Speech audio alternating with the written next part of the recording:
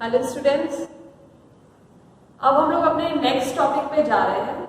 Last topic पे हमने discuss किया था कि प्री इंडिपेंडेंस कैसे कमिटीज बनी, कौन कौन कमिटीज में थे, जिसमें हमने आपको दादा भाई नौरोजी के बारे में बताया था कि उन्होंने एग्रीकल्चर सेक्टर को लिया था और प्लस कुछ नॉन प्रोडक्शन इनकम लेकर के उन्होंने उसको ऐड करके नेशनल इनकम को एस्टिमेट किया था। और फिर BKRB राव सर आए थे लास्ट में, जिन्होंने साइंटिफिक मेथड के थ्रू उन्होंने नॉन साइंटिफिक मेथड यूज किया था दादा भाई नौरोजी ने, जबकि BKRB राव ने फर्स्ट टाइम साइंटिफिक मेथड के थ्रू नेशनल इनकम को एस्टिमेट किया था। उसमें उन्होंने बेसिकली 2 सेक्टर्स में डिवाइड कर दिया था इंडियन इकोनॉमी को, that was agriculture sector and corporate sector. Clear? अब आ जाते हैं कि आफ्टर इंडिपेंडेंस कमेटी कौन सी बनी, कौन कौन थे उस कमेटी में, कब बनी, उन्होंने क्या एस्टिमेट किया, और आफ्टर इंडिपेंडेंस क्या हम लोगों ने कौन सी कमेटी के अकॉर्डिंग और किस तरीके से हम उसको एस्टिमेट करते हैं नेशनल इनकम। इस लेक्चर में हम बेसिकली उस कमेटी के बारे में पढ़ेंगे और प्लस इंपॉर्टेंस क्या है नेशनल इनकम की, हम क्यों नेशनल इनकम को मेजर करते हैं, इसकी इंपॉर्टेंस क्या है, इसके बारे में हम पढ़ेंगे। क्लियर? तो आ जाते हैं अपने टॉपिक पे। आपका आफ्टर इंडिपेंडेंस यानी इंडिपेंडेंस हुआ था इंडिया का इन 1947 और कमेटी बनाई गई 1949 में। ये कमेटी बनाई गई first time by Indian government इन 1949। उन्होंने कमेटी बनाई जिसमें professor PC Mahalanobis, professor Gadgil, professor BKRB Rao, जो आप पहले फैमिलियर हैं उनसे, हम पहले भी इनके बारे में डिस्कस कर चुके हैं। इन्होंने प्री इंडिपेंडेंस में भी फर्स्ट टाइम साइंटिफिक मेथड को यूज किया था। Professor BKRB Rao, PC Mahalanobis, professor Gadgil and professor BKRB Rao, इन 3 लोगों की कमेटी बनाई गई 1949 में, जिन्होंने ये एस्टिमेट किया कि आफ्टर इंडिपेंडेंस नेशनल इनकम क्या थी। और ये कमेटी 1951 से फर्स्ट रिपोर्ट इन्होंने दी। किस कमेटी की फर्स्ट रिपोर्ट थी?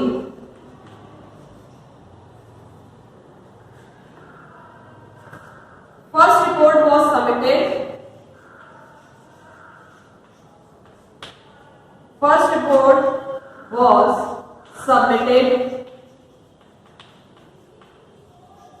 इन 1951, यानी 49 में कमेटी बनी और पहली रिपोर्ट गई 1951 में।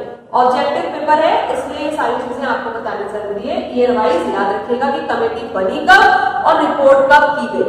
यानी कमेटी के बनने का ईयर था 1949 और कमेटी की पहली रिपोर्ट गई 1951 में और लास्ट रिपोर्ट गई, ये फर्स्ट रिपोर्ट की बात हो गई और ये हो गई last report was submitted in 1954।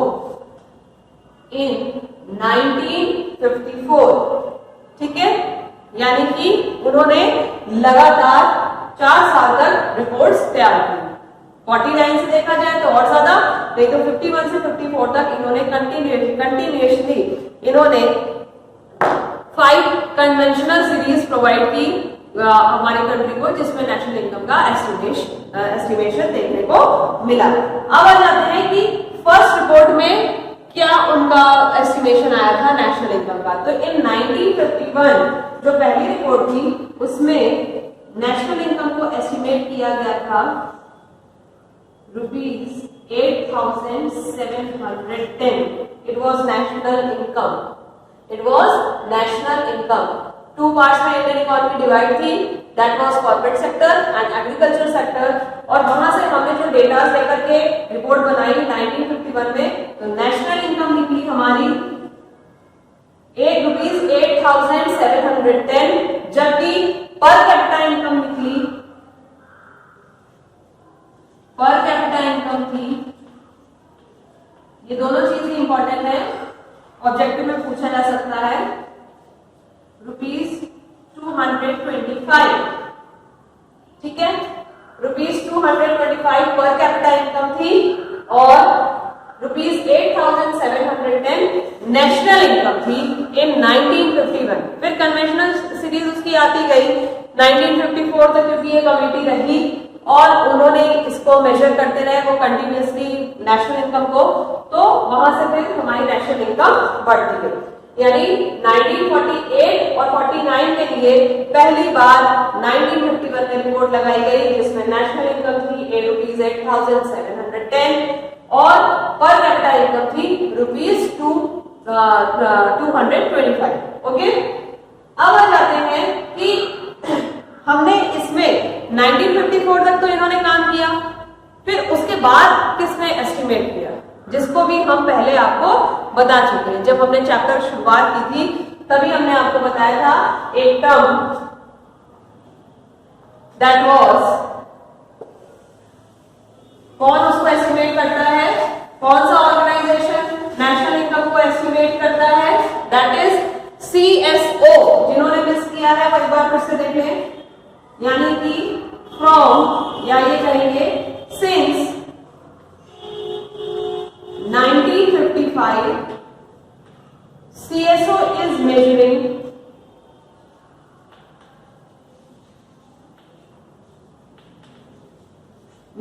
the national income. What is CSO? Again बता रहे हैं, इसको हम वैसे भी डिस्कस कर चुके हैं, फिर से हम बता रहे हैं। It is C for central statistical, क्योंकि ये इंपॉर्टेंट है और ऑब्जेक्टिव में पूछा जाता है। ऑर्गेनाइजेशन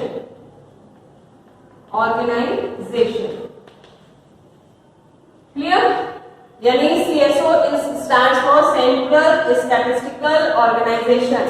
इसको अब किस में कन्वर्ट किया गया है, इसका नाम दे दिया गया है national accounts statistics, that is NAS, national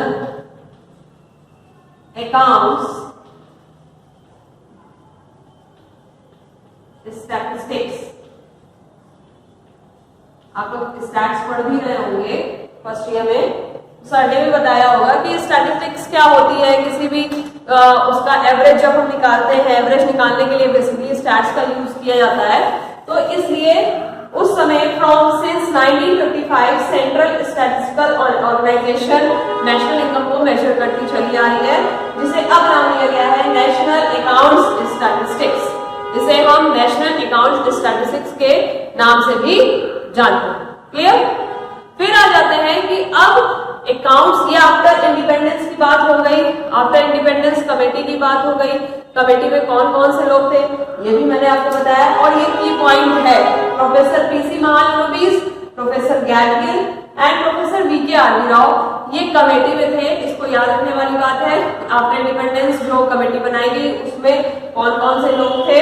इसमें PC महालनोबिस मेन चेयरमैन थे कमेटी के, और ये उनके साथ में मेंबर्स थे, को मेंबर्स थे। क्लियर, क्योंकि VK आर्मी राव ऑलरेडी प्री इंडिपेंडेंस से नेशनल इनकम को मेजर कर रहे थे, इसलिए उनको भी कमेटी में लिया गया था और उन्होंने साइंटिफिक मेथड के को यूज करके नेशनल इनकम को मेजर करने का एक नया क्राइटेरिया तैयार किया था, जिससे और ज्यादा ऑथेंटिसिटी मेजरमेंट में आती थी। क्लियर, फिर आ जाते हैं हम लोग इंपॉर्टेंस, जो कि हमें इस लेक्चर में बेसिकली पढ़ना है। इंपॉर्टेंस क्या है नेशनल इनकम को मेजर करने की? इट इज, पहले हमने इसमें कुछ पॉइंट्स लिख रखे हैं, आप चाहो तो पॉइंट्स लिख लो, नहीं तो ये सारे पॉइंट्स मैं आपको एक्सप्लेन कर रही हूँ। हो सकता है कोई भी एक दो पॉइंट ऑब्जेक्टिव में पूछ दिया जाए कि इंपॉर्टेंस क्या है और उसमें 3-4 पॉइंट्स हो, तो आप उसको देख करके इजिली वे में बता सकते हो। बेसिकली 6 पॉइंट्स हैं जिसलिए हम नेशनल इनकम को मेजर करते हैं। पहला है to estimate the level of economic development. पहली चीज क्यों हम नेशनल इनकम को मेजर करते हैं? क्योंकि इसी से हमें इकोनॉमिक डेवलपमेंट के बारे में पता चलता है कि कंट्री में इकोनॉमिक डेवलपमेंट क्या होगी। पूरे नेशन की इनकम जब निकालेंगे तभी तो पता चलेगा कि हमारा ग्रोथ क्या हुआ। पर कैपिटा इनकम अगर उस समय ₹225 था तो अब पर कैपिटा इनकम बढ़कर कितना हो गया?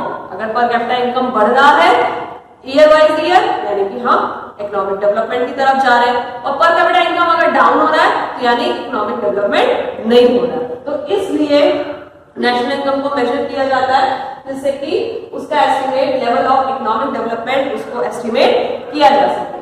दूसरी चीज आती है, second point is in computing per capita income. Per capita income जैसे कि मैंने बताया, इकोनॉमिक डेवलपमेंट को अगर मेजर करना है तो उसके लिए हमें पर कैपिटा इनकम निकालने की जरूरत पड़ेगी। तो पर कैपिटा इनकम को निकालने के लिए भी हम इनकम, नेशनल इनकम का मेजरमेंट करते हैं। जैसे कि हमने आपको फॉर्मूला भी बताया था स्टार्टिंग में कि पर कैपिटा इनकम कैसे मेजर किया जाता है, national income of the year upon total population of the year. जिस ईयर का हम नेशनल इनकम जिस ईयर का हम पर कैपिटा इनकम निकाल रहे हैं तो वो ईयर मेंशन होगा, यानी national income of the year 2019 upon total population of the year 2019। तो इस तरीके से हम पर कैपिटा इनकम को मेजर करते हैं। तो इसलिए वहां भी हमें नेशनल इनकम की जरूरत पड़ेगी, इसलिए भी हम नेशनल इनकम का मेजरमेंट करते हैं। ये इंपॉर्टेंस है क्यों हम नेशनल इनकम को निकालते हैं। फिर आता है for analysing various phases of business cycle. Business cycles जो है, वेरियस फेजेस जितने भी है हमारी बिजनेस साइकिल में, उसके लिए भी हम नेशनल इनकम का मेजरमेंट करते हैं। क्लियर? क्यों? जिससे कि हम सारी फेजेस का पता लगा सके कि कब बूम पीरियड चल रहा था बिजनेस में और कब रिसेशन था। फिर आ जाता है it is use for framing policy by government. National income को मेजर करने का एक बहुत ज्यादा इंपॉर्टेंस इसलिए भी है क्योंकि इससे, इसकी हेल्प के थ्रू गवर्नमेंट अपनी पॉलिसी फ्रेम करती है। जैसा इकोनॉमिक डेवलपमेंट देखती है, जैसा उसको नेशनल इनकम दिखाई देता है, पर कैपिटा इनकम के अकॉर्डिंग ही वो अपनी पॉलिसी को आगे फ्रेम करती है। इन comparing economic growth, economic growth को कंपेयर करने में, कहां कंपेयर करने में? अपनी कंट्री की कंपेयर हम दूसरी कंट्री की इकोनॉमिक ग्रोथ से करते हैं, वो भी हम नेशनल इनकम के थ्रू ही करते हैं। दूसरी कंट्री की नेशनल इनकम को देखते हैं और अपनी कंट्री की नेशनल इनकम को देख करके हम जो है कंपेयर करते हैं। इसीलिए ऐसे पूरी लिस्ट बन जाती है पूरे ऑल ओवर वर्ल्ड की कि कौन सी कंट्री सबसे टॉप पोजीशन पे है और कौन सी कंट्री सबसे लास्ट पोजीशन पे है, उसको हम कंपेयर करके थ्रू नेशनल इनकम निकाल सकते हैं। नेक्स्ट आता है comparing for economic development of various states.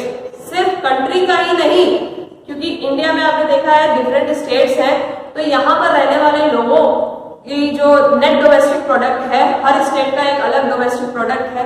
जैसे Kanpur is famous for its leather, Haryana Punjab चले जाइए it is famous for wheat, तो इस तरीके से केरल चले जाइए it is famous for its spices. Her state का अलग डोमेस्टिक प्रोडक्ट है और उसी के अकॉर्डिंग उसकी जीडीपी बढ़ती है या घटती है, तो हर स्टेट का डेवलपमेंट भी अलग अलग होता है, जिसे हम रीजनल इम्बैलेंसेस कहते हैं कि रीजनल, सारे स्टेट्स में अलग अलग क्लाइमेट है, अलग अलग क्राइटेरिया, अलग अलग कल्चर है, अलग अलग डोमेस्टिक प्रोडक्ट है, तो उनका बैलेंस भी बराबर नहीं है और रीजनल इम्बैलेंसेस की वजह से इकोनॉमिक डेवलपमेंट जो ग्रोथ है, इकोनॉमिक डेवलपमेंट की अलग अलग स्टेट्स की, उनको भी हम कंपेयर कर सकते हैं नेशनल इनकम के थ्रू। क्लियर? तो it was the importance and it was the estimation of national income after independence. I hope you all have understand very carefully. Okay, thank you.